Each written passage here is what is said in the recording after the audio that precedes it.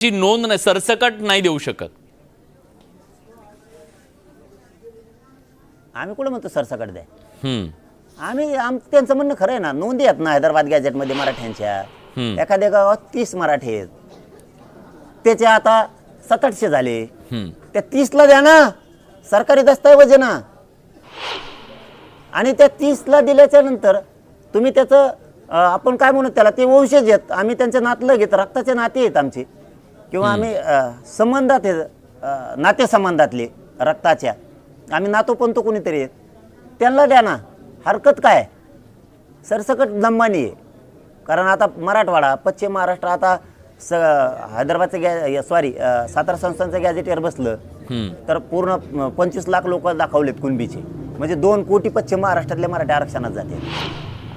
त्याच्या अंतर्गतच सातारा याचं आहे, पुणे याचं आहे, औंधचं आहे, बॉम्बे गव्हर्नमेंटचं आहे, सगळे जातात.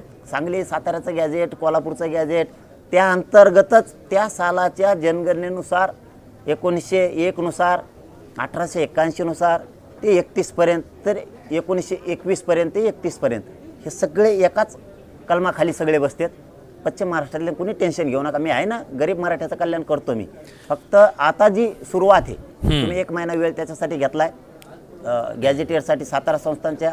आता हैदराबादचा विषय तुम्ही हा आता तातडीनं मार्ग काढायचा. उद्या कॅबिनेट आहे, विखे साहेबांनी निर्णय घेऊन ही प्रक्रिया सुरू करायची. आता तुम्ही त्या सदस्याला कामाला लावा. 3 जणांची समिती गावात बनवली, त्यांच्याकडे गॅजेटं द्या, तहसीलदाराकडे द्या, कलेक्टर साहेबाकडे द्या, आणि त्यानुसार तुम्ही द्यायला सुरुवात करा.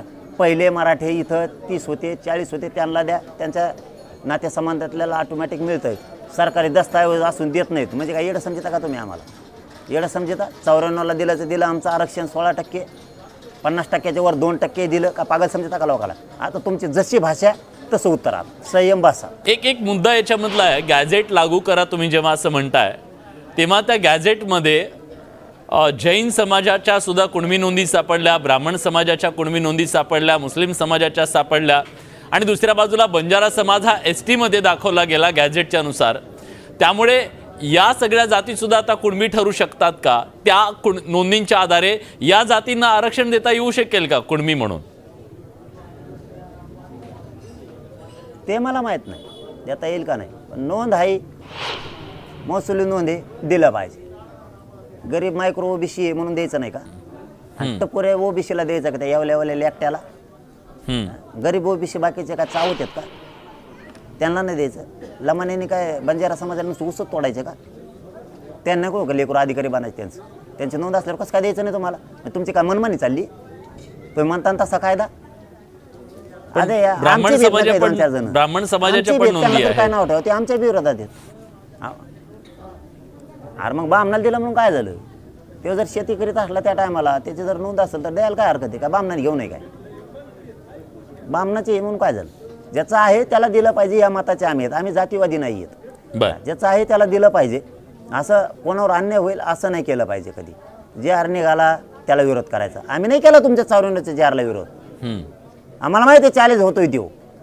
आम्हाला नाही गरीबाच्या OBCच्या लेकराचं वाटोळा करायचं. पण तुम्ही आता आम्ही JR मिळवला, आम्ही लढून चट्ट्या भाकरी खाऊन मुंबईत. आता जर का याच्यात काही खोड केली ना, 54चा JR गेला तुमचा.